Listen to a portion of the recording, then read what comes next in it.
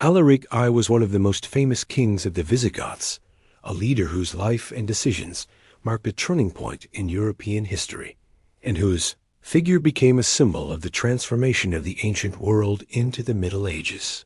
Born likely at the end of the 4th century, in a context of massive migrations and tensions between Germanic peoples and the weakened Roman Empire, Alaric belonged to the Visigothic nobility, and from a young age was surrounded by stories of conflict and alliances of wars and betrayals. And in this environment he learned to combine strength with diplomacy, strategy with prudence, and soon distinguished himself as both a military and political leader of his people. His reign began in 395 after the death of Emperor Theodosius, the first a critical moment when the Western Roman Empire was divided from the Eastern Empire, weakened by internal struggles, civil wars, economic crisis, and the constant pressure of other barbarian peoples at its borders. The Visigoths under Alaric's leadership sought to secure the survival of their people, who were displaced, hungry, and without a stable territory to settle in from the very beginning. Alaric understood that the key to ensuring the safety of his people did not lie solely in military force, but also in his ability to negotiate, and when necessary to assert his interests through war. His first major strategy involved negotiating with Roman authorities seeking official recognition for the Visigoths' military titles and rights within the empire, initially gaining certain concessions that allowed his people to settle temporarily in the region of Thrace. But these negotiations were fragile, and Roman promises were often broken, generating tensions that Alaric skillfully turned into opportunities to demonstrate his leadership.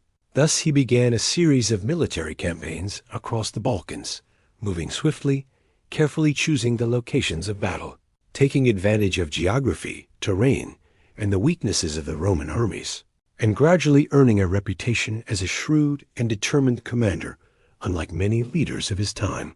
Alaric understood that war was not only a physical confrontation, but also psychological, which is why he combined threats, negotiations, and shows of force to achieve his objectives. Over time. His attention turned to Italy, the heart of the Western Roman Empire, a region rich in resources, but politically fragmented and vulnerable. His goal was twofold: to secure a territory where the Visigoths could live with stability, and to demonstrate that Rome was no longer invincible. The campaign toward Italy was not a simple military advance, but a series of carefully planned strategic movements, which included occupying peripheral regions, pressuring key cities, and negotiating with local authorities to obtain supplies and temporary allies, all of which culminated in the most historically remembered event of his reign, the entry and sack of Rome in 410, an event that resonated throughout the ancient world and which many historians consider the final blow to the prestige of the Roman Empire. Alaric, however, showed a surprisingly disciplined approach during the sack, avoiding indiscriminate destruction of temples, churches, and culturally significant buildings, prioritizing the looting of wealth and resources that would benefit his people. This behavior reflected his political vision. It was not about destroying for the sake of violence, but about consolidating power, gaining recognition, and ensuring the survival of his people. In addition to the sack, Alaric maintained a policy of constant pressure on Rome and other Italian cities, demanding tributes, lands, and respect for the Visigoths, while negotiating with various Roman factions seeking to avoid further destruction. His ability to combine diplomacy and force was crucial in maintaining balance during this critical period. After the sack of Rome, Alaric continued seeking a stable territory where the Visigoths could settle, permanently exploring southern Italy, moving toward Sicily, and approaching Gaul. But these plans were interrupted by his sudden death in 410 near the Busento River in Calabria, an event that marked the end of his personal efforts, but did not halt the expansion and influence of the Visigoths. His death was so significant that, according to tradition, the Busento River was temporarily diverted to allow Alaric to be buried with his treasures, and then the waters were returned to hide his tomb, a gesture reflecting the importance his people placed on him as a leader and symbol. Alaric's figure cannot be understood without the broader context of the collapse of the Western Roman Empire, a period marked by corruption, internal struggles, economic pressure, massive migrations of Germanic peoples, and a weakening military structure, Alaric knew how to see opportunity amid this chaos.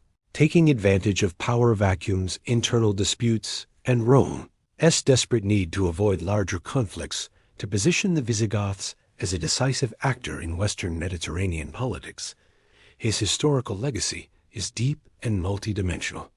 On one hand, he demonstrated that a people considered barbarian could organize, lead, and challenge the mightiest power of their time through strategy and vision. On the other hand, he showed that the transition from antiquity to the Middle Ages was not a sudden collapse, but a process in which Germanic peoples under leaders like him played a central role. Moreover, Alaric's existence and his actions in Rome inspired chronicles, legends, and stories that were transmitted for centuries, becoming a symbol of the end of Roman invulnerability and the emergence of new political forces. His name came to represent the power of migrant peoples confronting declining empires, and his life demonstrates how the combination of intelligence, military leadership, diplomacy, and political vision can change the course of history, even in times of crisis. Finally, Alaric's impact can be seen in the subsequent consolidation of the Visigothic kingdom in Hispania and southern France, political structures that inherited the traditions of leadership, organization, and strategy he had demonstrated. And although Alaric did not live to see this outcome, his actions in Rome paved the way for the Visigoths to become a lasting and respected kingdom.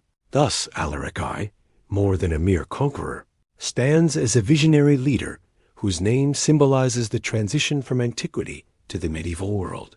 A king who understood his time, exploited the weaknesses of the most powerful empire of the world, and secured a place for his people in history, becoming an example of how determination, strategy, and political vision can transform the destiny of entire nations and leave a mark that endures beyond death. Remembered not only for the fall of Rome, but for showing that a leader could change the course of history with boldness, patience, and a profound sense of duty toward his people.